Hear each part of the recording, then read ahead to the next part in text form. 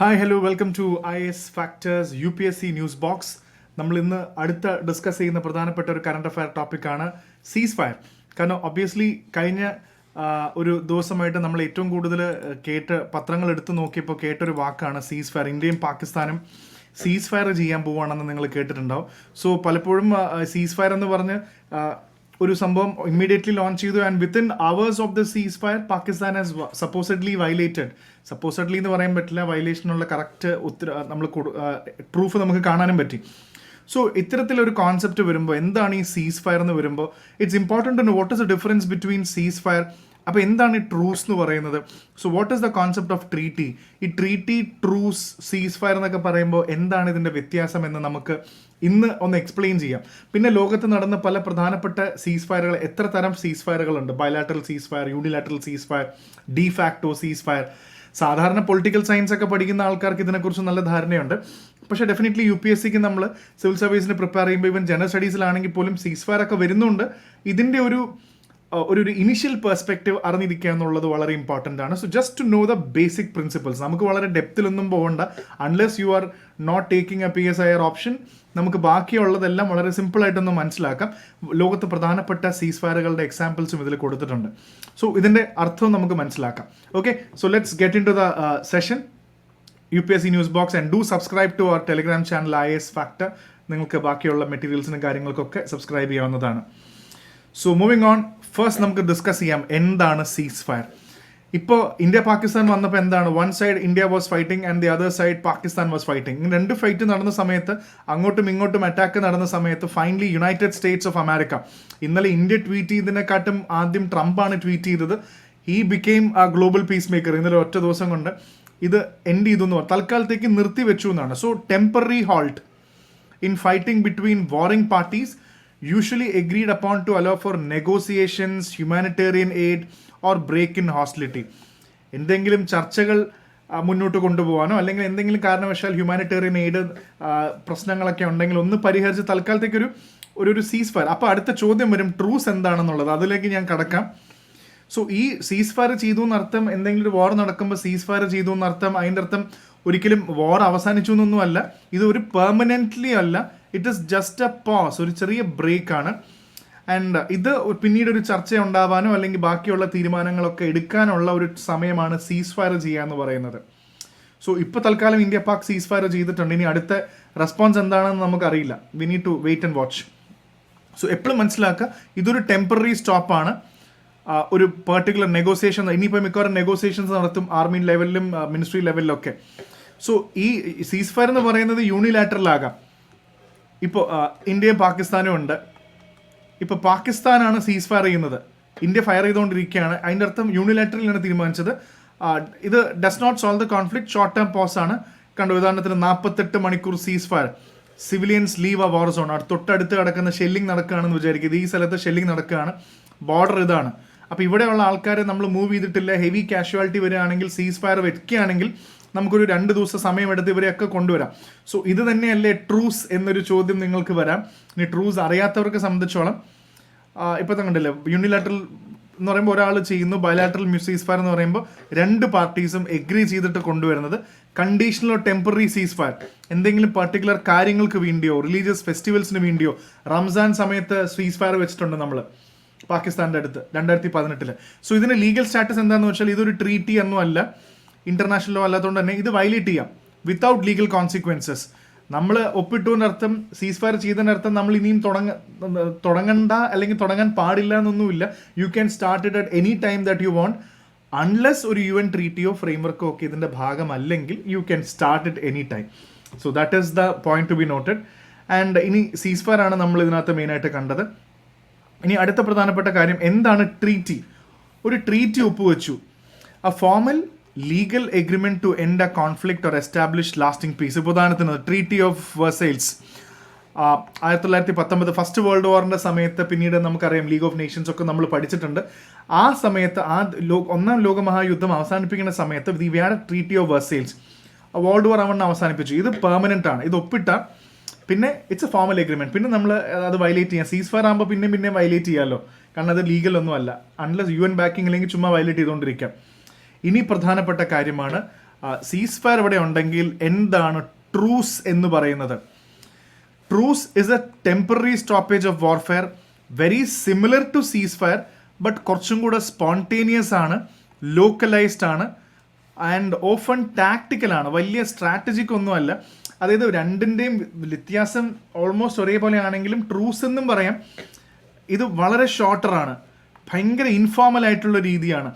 അതായത് നമ്മളൊരു സീസ് ഫയർ ഒക്കെ ചെയ്യാന്ന് പറയുമ്പോൾ ഒരു ഫോർമൽ ആയിട്ടുള്ള ഇത് ഭയങ്കര ഇൻഫോർമലാണ് ട്രൂസ് എന്ന് പറയുന്നത്. ഈ ഭയങ്കരമായി ഇപ്പോൾ ഇവാക്യുവേഷൻ നടക്കുകയാണ്, ബറിയൽ നടക്കുകയാണ്, ഡെഡ് നടക്കുകയാണ്. ഇപ്പോൾ ഉദാഹരണത്തിന് എക്സും വൈയും ഭയങ്കരമായിട്ട് ഫൈറ്റ് ചെയ്തുകൊണ്ടിരിക്കുകയാണ്. You fighting the war, X is fighting with Y. നല്ല വാർ നടക്കുകയാണ്. പെട്ടെന്ന് എക്സിൽ ഒരു ചെറിയ സംഭവം വരികയാണ്, ഇവിടെ വാർ വരുന്നതുകൊണ്ട് ഇവിടെ കുറേ വയസ്സായ ആൾക്കാരുണ്ട്, ഇവരെ അടുത്ത സിറ്റിയിലേക്ക് ഒന്ന് മാറ്റി താമസിപ്പിക്കണം എന്ന് വിചാരിക്കുക. അങ്ങനെ വരുമ്പോൾ നമ്മൾ തൽക്കാലത്തേക്ക് ഒരു കോമൺ മീറ്റിംഗ് വെച്ചിട്ട് വിളിക്കുകയാണ്, ഒരു ട്രൂസ് വിളിക്കാം, ഒരു 3 hour ബ്രേക്ക് ഞങ്ങൾക്ക് തരണം, യുദ്ധം നമുക്കൊരു 3 മണിക്കൂർ നിർത്തി വയ്ക്കാം, നിങ്ങൾ റെസ്റ്റ് എടുത്തോ, ഞങ്ങൾ ഈ സംഭവങ്ങളൊക്കെ റെഡിയാക്കി വന്നതിന് ശേഷം നമുക്ക് പിന്നെ ഫൈറ്റ് ചെയ്യാം, പിന്നെ യുദ്ധം ചെയ്യാം എന്ന് പറയുന്നത്. സോ ഇതാണ് കുറച്ചുകൂടെ ട്രൂസ് എന്ന് പറയുന്നത്. സീസ് ഫയർ അങ്ങനെയല്ലല്ലോ, തൽക്കാലത്തേക്ക് ടോക്സ് വരെ നിർത്തി വെച്ചിരിക്കുകയാണ്. ഉദാഹരണത്തിന് ഏറ്റവും രസകരമായ എക്സാമ്പിൾ നമുക്ക് കാണാൻ പറ്റുന്നത്, we can have A wonderful example of the famous Christmas truce. എന്താണ് ഈ ക്രിസ്മസ് ട്രൂസ് എന്ന് പറയുന്നത്? വേൾഡ് വാർ 1 സമയത്ത് you can take A look at this picture. എല്ലാവരും അങ്ങോട്ടും ഇങ്ങോട്ടും ഫുട്ബോളൊക്കെ കളിച്ച് എൻജോയ് ചെയ്യുകയാണ് അവർ, കണ്ടോ? ഇതൊരു ക്രിസ്മസ് ട്രൂസ് ആണ്. കാരണം എന്തായാലും ക്രിസ്മസ് ടൈമിലാണ് കാര്യങ്ങൾ നടക്കുന്നത്. 2 സൈഡ്സും വേൾഡ് വാർ 1 സമയത്ത് തൽക്കാലത്തേക്ക് നിർത്തിവെച്ചു. കാരണം ക്രിസ്മസ് സമയമാണ് എന്ന് പറഞ്ഞിട്ടാണോ അവർ പാർട്ടി കരോൾസ് പാടാനും പാട്ട് പാടാനും ഫുട്ബോൾ കളിക്കാനും കുറച്ചൊന്ന് റെസ്റ്റ് ചെയ്യാൻ വേണ്ടിയാണ് ക്രിസ്മസ് ട്രൂസ്. 1919 1914 വളരെ ഫേമസ് ആണ്. കണ്ടോ, ഫുട്ബോൾ കളിച്ചു, എല്ലാവരും കൂടി ഇരുന്ന് 2 ആർമിക്കാർ അങ്ങോട്ടും ഇങ്ങോട്ടൊക്കെ ഇരുന്ന് സംസാരിച്ച് ഫുട്ബോൾ കളിക്കുന്നു, അവർ ഡ്രിങ്ക്സ് കഴിക്കുന്നു, അവർ സംസാരിക്കുന്നു. എത്ര രസകരമായ സംഭവമാണ്. അതായത് അടുത്ത കുറച്ച് മണിക്കൂറുകൾക്ക് ശേഷം ഇവർ പിന്നെയും ഫൈറ്റ് ചെയ്യും. So the most interesting example of truce is the Christmas truce. I think this is A wonderful thing. അപ്പോൾ ആർമികൾ തമ്മിലും ഇതേപോലത്തെ സ്നേഹം അല്ലെങ്കിൽ ഒരു റെസ്പെക്റ്റ് ഉണ്ട്. ആൻഡ് ടൈപ്സ് ഓഫ് സീസ്, നമുക്കിനി ടൈപ്സ് പെട്ടെന്ന് ഓടിച്ച് നോക്കാം. ബൈലാറ്ററൽ എന്ന വാക്ക് പറയുമ്പോൾ തന്നെ obviously bilateral means there are 2 people involve. Both parties agree to stop hostilities. ഇത് they can be written, verbal or formal or informal ആവാം. ഒരു ലൈൻ ഓഫ് കൺട്രോൾ വേണമെങ്കിൽ അങ്ങനെ ആകാം. ഇപ്പോൾ ഇന്നലെ തന്നെ പാകിസ്ഥാൻ സീസ് ഫയർ വയലേറ്റ് ചെയ്ത് പിന്നെയും അറ്റാക്ക് ചെയ്യാൻ തുടങ്ങിയപ്പോൾ ഡിബേറ്റ്സ് വന്നു തുടങ്ങി. ഞങ്ങൾ ഇന്റർനാഷണൽ ബോർഡറിൽ മാത്രമേ സീസ് ഫയർ ചെയ്യുള്ളൂ, LOCയിൽ സീസ് ഫയർ ചെയ്യണമെന്ന് പറഞ്ഞിട്ടൊന്നും ഇല്ലെന്ന് പറഞ്ഞ പോലെ എവിടെ ചെയ്യണം എന്നുള്ളതൊക്കെ വ്യക്തമാവണം. ഇപ്പോൾ സീസ് ഫയർ എഗ്രിമെന്റ് ഉണ്ട്, പാകിസ്ഥാനായിട്ട് ഇടയ്ക്കിടയ്ക്ക് സീസ് ഫയർ എഗ്രിമെന്റ്സ് നമ്മൾ വെക്കും. Unilateral ceasefire declared by only 1 party. ആ വാക്ക് തന്നെ കേട്ടാൽ മതി. യൂണിലാറ്ററൽ എന്ന് പറയുമ്പോൾ ഒരാൾ പൊതുവെ it may not be reciprocated. That is the key point here. നമ്മൾ we show a good gesture to the other opposing country, അതിൻ്റെ അർത്ഥം they may not reciprocate the same thing. അങ്ങനെ നിർബന്ധമൊന്നുമില്ല. ഇപ്പോൾ India's unilateral ceasefire in Kashmir during Ramzan in 2018 നമ്മൾ തീരുമാനിച്ചതാണ്. നിങ്ങൾ അംഗീകരിക്കില്ല എന്നുള്ളതിൽ ഞങ്ങൾ റംസാൻ ആയതുകൊണ്ട് ആ സമയം സീസ് ഫയർ ആണ്. ഫയർ ചെയ്ത് അതിൻ്റെ അർത്ഥം അവർ ഫയർ ചെയ്താൽ തിരിച്ച് ഫയർ ചെയ്യും, പക്ഷെ നമ്മളായിട്ട് നിർത്തിവെച്ചു തൽക്കാലത്തേക്ക്, ഇതാണ് കാരണം എന്ന് പറഞ്ഞിട്ട്. ആൻഡ് മൾട്ടിലാറ്ററൽ സീസ് ഫയർ, വാക്കിൽ തന്നെ മനസ്സിലായി, ഒന്നിൽ uni, bi, multi. So there are 3 or more parties involved in this. So പലപ്പോഴും difficult to enforce but sometimes coordinated. പലപ്പോഴും ഒരുപാട് പാർട്ടീസ് ആവുമ്പോൾ എന്താണെന്ന് വെച്ചാൽ തീരുമാനിക്കാൻ പാടാണ്. ഒന്നിൽ കൂടുതൽ ആൾക്കാർ വരുമ്പോൾ ഡിസിഷൻ എടുക്കാൻ പാടാണ്. ഇപ്പോൾ ceasefire in Syria often involving Assad regime കണ്ട്, അസാദിൻ്റെ റജൈമിൻ്റെ ആൾക്കാരുണ്ട്, ഒപ്പോസിഷൻ സൈഡിൽ ടർക്കി ഉണ്ട്, റഷ്യ ഉണ്ട്, US ഉണ്ട്. അപ്പോൾ ഇവരെയൊക്കെ എല്ലാവരെയും കൊണ്ടുവന്ന് സീസ് ഫയർ ചെയ്യാൻ എളുപ്പമല്ല, ഒരുപാട് പാർട്ടീസ് ഉണ്ട്. And next is temporary or tactical ceasefire. What is this? Temporary എന്ന് പറഞ്ഞാൽ short duration, humanitarian access, evacuation of wounded, religious festivals. ഇത് കണ്ടോ, ഇത് കുറച്ചും കൂടെ ട്രൂസ് പോലെ തന്നെയാണ്. This is true. ഇത് ഓഫൻ 1 മണിക്കൂർ മുതൽ ഒരു ദിവസം 2-3 ദിവസം വരെയൊക്കെ നിൽക്കാം.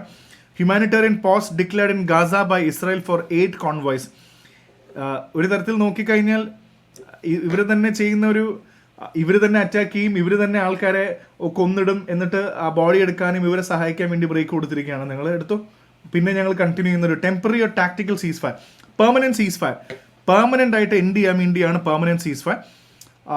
ഇതെന്ന് പറയുന്നത് കുറച്ചുകൂടി ഡിഫിക്കൽട്ടാണ്. മോണിറ്ററിങ്, വെരിഫിക്കേഷൻ ഒക്കെ പാടാണ്. ഇപ്പോൾ ഉദാഹരണം ഗുഡ് ഫ്രൈഡേ എഗ്രിമെന്റ് 1990, ഞാനിതിൽ കാണിക്കുന്നുണ്ട്. അത് ബ്രിട്ടീഷ് ഗവൺമെൻറ്റും ഐറിഷ് ഗ്രൂപ്പും തമ്മിലുള്ള ഒരു എഗ്രിമെൻ്റ് ആണ് ഗുഡ് ഫ്രൈഡേ എഗ്രിമെൻറ്റ്. പെർമനൻ്റ്ലി നമ്മൾ നിർത്തുകയാണ്. ഇനി അപ്പോൾ ട്രീറ്റി ഇത് കഴിഞ്ഞിട്ട് സീസ് ഫയർ കഴിയുമ്പോൾ ട്രീറ്റി വരുമായിരിക്കും. കണ്ടീഷണൽ സീസ് fires are also part of this. ഇത് രസമുള്ളൊരു കാര്യമാണ്. അതായത് we will stop firing if you stop drone attacks. നമ്മൾ ചില കണ്ടീഷൻസ് വയ്ക്കും. നിങ്ങൾ ആ ലൈൻസിലൂടെ ഷെല്ലിംഗ് നിർത്തുകയാണെങ്കിൽ ഞങ്ങൾ സീസ് ഫയർ ചെയ്യാം. നിങ്ങൾ if you are not stopping the shelling across the border will still keep continuing the വാർ.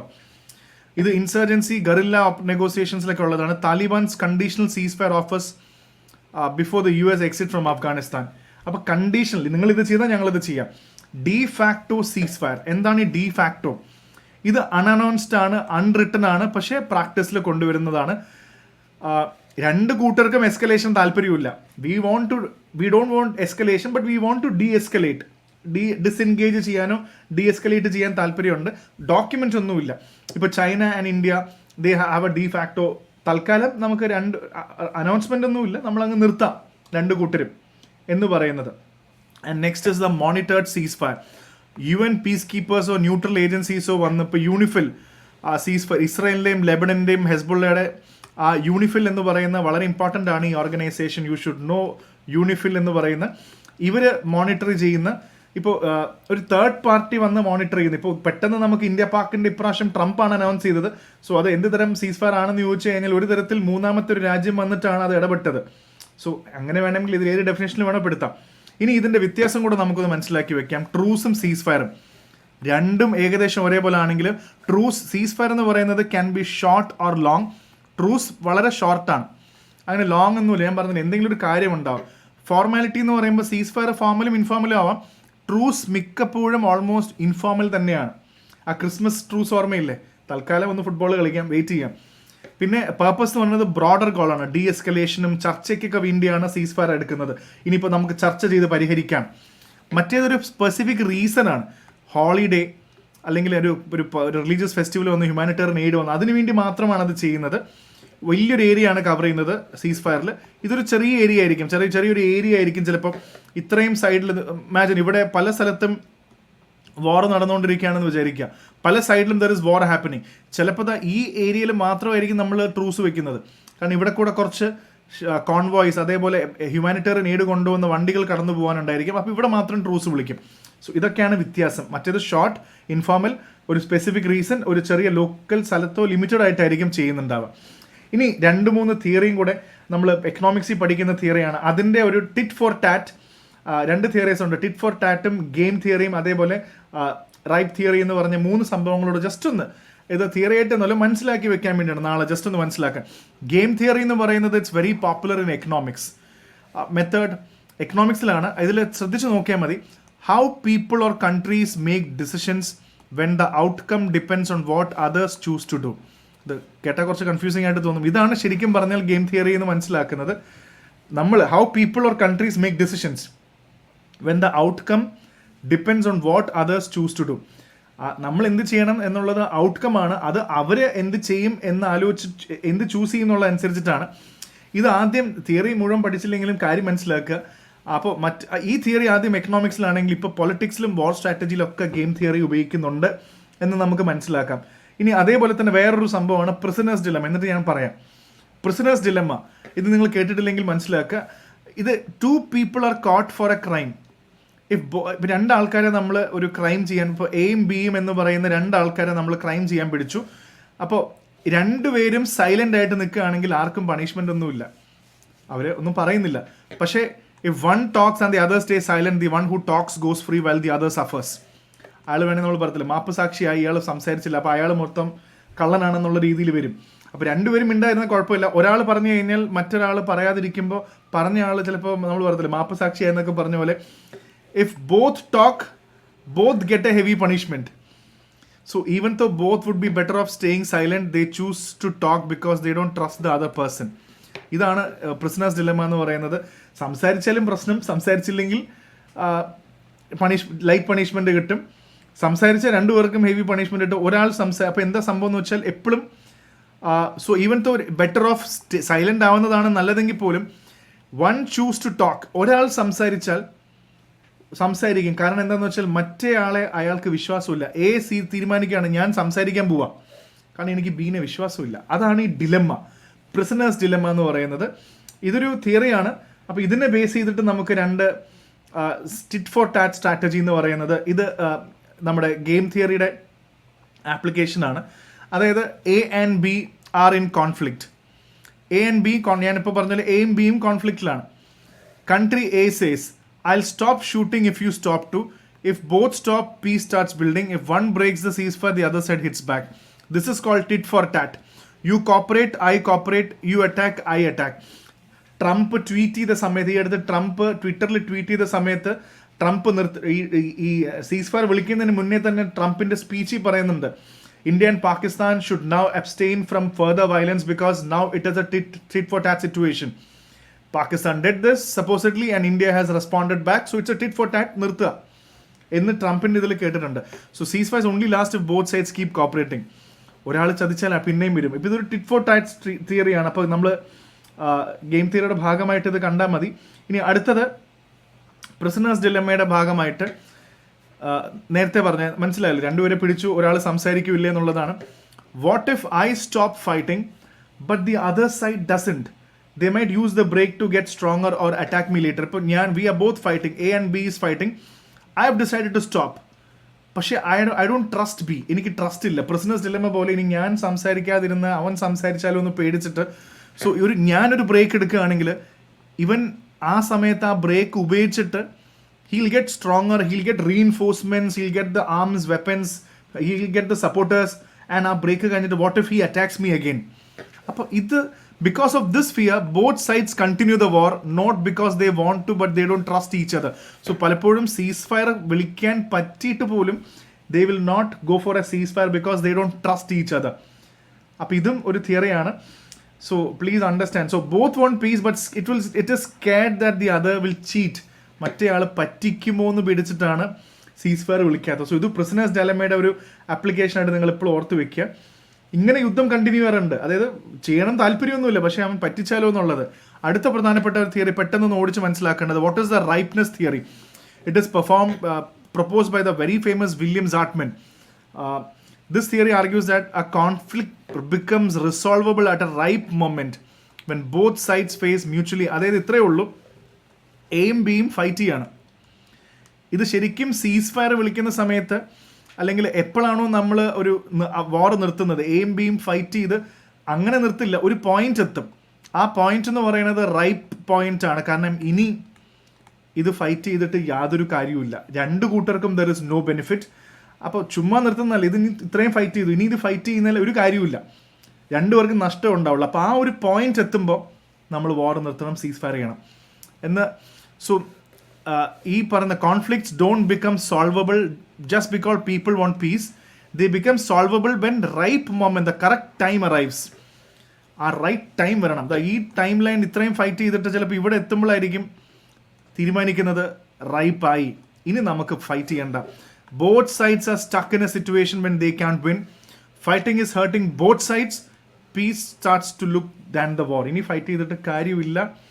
ഏറ്റവും നല്ല എക്സാമ്പിൾ കാണാൻ പറ്റുന്നത് റൈപ്നെസ് തിയറി നോർത്തേൺ അയർലൻഡിലാണ് 1994. ബ്രിട്ടനും അയർലൻഡും തമ്മിൽ കണ്ടില്ലേ, കുറേ നാളായിട്ട് ഫൈറ്റ് ഇതൊരു ഗുണമില്ല. അവസാനം എന്താ സോൾജേഴ്സ് ഒക്കെ ഇരിക്കുമ്പോൾ നല്ല രസമുള്ള ഒരു പിക്ചർ ക്യാപ്ചർ ചെയ്തിട്ടുണ്ട്. അവർ തന്നെ വാർ ഹസ് ബിക്കം എ ജോക്ക്. വെറുതെ ചുമ്മാ യുദ്ധം ചെയ്യാൻ യുദ്ധത്തിന്റെ പേര് യുദ്ധം ചെയ്തിട്ട് കാര്യമില്ല. അതുകൊണ്ടാണ് അത് അങ്ങനെ ഡിസ്കസ് ചെയ്തത്. For years there was no violent conflict between both the side. Neither side was able to win. Both suffered losses. അങ്ങനെ ഒരു പോയിന്റ് എത്തി, ഒരു റൈപ്പ് പോയിന്റ് എത്തി, where ceasefire was declared. This mark the turning point. അപ്പോൾ ഇതൊരു ഈ റൈപ്നെസ് തിയറിയുടെ ഏറ്റവും വലിയൊരു എക്സാമ്പിളാണ് ഇങ്ങനത്തെ ഒരു പ്രധാനപ്പെട്ട ഒരു എക്സാമ്പിൾ. അതായത് Northern Ireland it led to the Good Friday Agreement in 1998 which brought lasting to Northern Ireland. ഇതൊരു പെർഫെക്റ്റ് എക്സാമ്പിളാണ് റൈപ്നെസ് തിയറിയുടെ. ഈ അയർലൻഡിൽ കണ്ടത് ഇത്രയും വർഷം കഴിഞ്ഞ് ഫൈനലി ഒരു ട്രീറ്റിയിലേക്ക് മാറിയവർ. സോ ഇനി നമ്മൾ അവസാനിപ്പിക്കുന്നതിന് മുന്നേ നിങ്ങൾക്ക് ഏകദേശം പല ടൈപ്പ് ഓഫ് സീസ് ഫയർ മനസ്സിലായെന്ന് വിചാരിക്കുന്നു. അപ്പോൾ പലപ്പോഴും യുദ്ധം ചെയ്യുന്ന ആൾക്കാർ ട്രൂസ് കൊണ്ടുവരാം, ട്രീറ്റി ഒപ്പിടാം. അതേപോലെ തന്നെ നമ്മൾ റൈപ്നെസ് തിയറി പറയുന്ന പോലെയും പ്രിസണേഴ്സ് ഡിലമ്മ പറയുന്ന പോലെയും പലപ്പോഴും നിർത്തണം എന്ന് ആഗ്രഹമുണ്ട്, പക്ഷേ മറ്റുള്ളവരെ വിശ്വാസം ഇല്ലാത്തതുകൊണ്ടാണ് പിന്നെയും ഫൈറ്റ് ചെയ്യുന്നത്. And remember the game theory, tit for tat ഓർത്ത് വയ്ക്കുക. And some of the world famous സീസ് ഫയർസിൻ്റെ പടമാണ് 1953 കൊറിയൻ സീസ് ഫയർ. കണ്ടോ, എല്ലാവരും ഇരുന്ന് ഒപ്പിടുന്നത് കണ്ടോ. ആൻഡ് ക്രിസ്മസ് ട്രൂസ് നേരത്തെ കണ്ടോ, ഇതിൽ ഇൻട്രസ്റ്റിംഗ് ആയിട്ടുള്ള സംഭവം, അങ്ങോട്ടും ഇങ്ങോട്ടും യുദ്ധം ഒരു ബ്രേക്ക് എടുത്തപ്പോൾ അങ്ങോട്ടും ഇങ്ങോട്ടും സിഗരറ്റ് ഒക്കെ കത്തിച്ചു കൊടുക്കുന്നുണ്ടോ. So there is A piece in that. And Israeli Hezbollah സീസ് ഫയർ 2006 ഇതേപോലെ തൽക്കാലം നിർത്തിവെച്ചു. ദ സിറിയൻ സീസ് ഫയർ ഇതും US ഇടപെട്ടിട്ട് ബ്രോക്കർ ചെയ്തിട്ടാണ്. So it's A multi monitor സീസ് ഫയർ. വിയറ്റ്നാം വാർ സീസ് ഫയർ കണ്ടോ, all GIs out of Viet in 60 days സീസ് ഫയർ ചെയ്തിട്ടുണ്ട്. ആൻഡ് അഗൈൻ എത്തിയോപ്യ, എറിട്രിയ അവർ തമ്മിലുള്ള സീസ് ഫയർ 2000 സീസ് ഫയർ നമുക്ക് ഇതിനകത്ത് കാണാൻ പറ്റും. And also we can see the Bosnia war ceasefire. ഡേറ്റൺ agreement എന്ന് പറഞ്ഞ 95 വന്ന ബോസ്നിയയുടെ സീസ് ഫയർ എല്ലാവരും കൂടെ ചേർന്ന് ഒപ്പിടുകയാണ്, തൽക്കാലം വേണ്ട എന്നുള്ളത്. ദ മൊസാംബിക് സിവിൽ സീസ് ഫയർ ഇൻ 1992.